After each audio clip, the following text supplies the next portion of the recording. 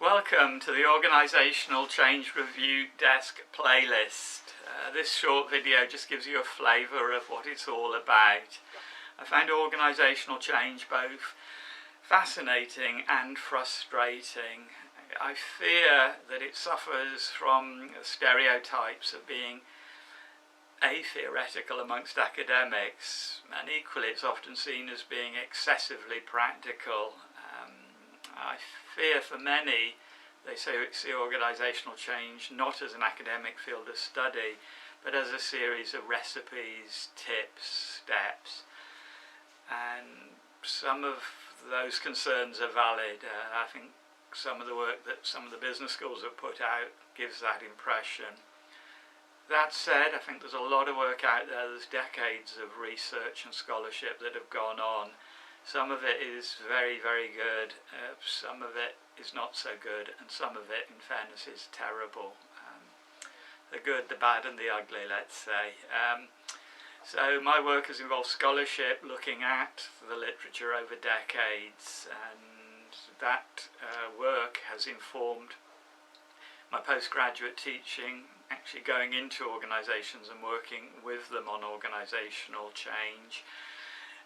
Writing textbooks and also writing academic journal papers over many, many years. As I say, I think for some academics they just are very suspicious of organisational change. They don't want to go there. I personally don't think I had that choice. To some extent I do think change, transformation happens in all our organisations. I worked in academia for 30 years and it changed around me quite profoundly. I could have sat on my hands, but it was always going to change. So I feel academics could play a role in processes of change by informing what's happening, and that's been my driver. I've been particularly passionate about health and education. There's been a lot of change in both of those sectors, and I think it's too easy to sit on the sidelines and snipe. I've tried to engage with those debates, and it's what I'm doing here today.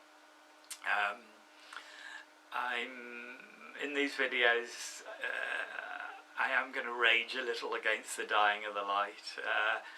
That said, I'm going to go gently and with good humour. I enjoy making the videos, and if the audience is just myself, it's quite nice to, in a good by Mr. Chips fashion, sit back and reflect on change. I find that quite good.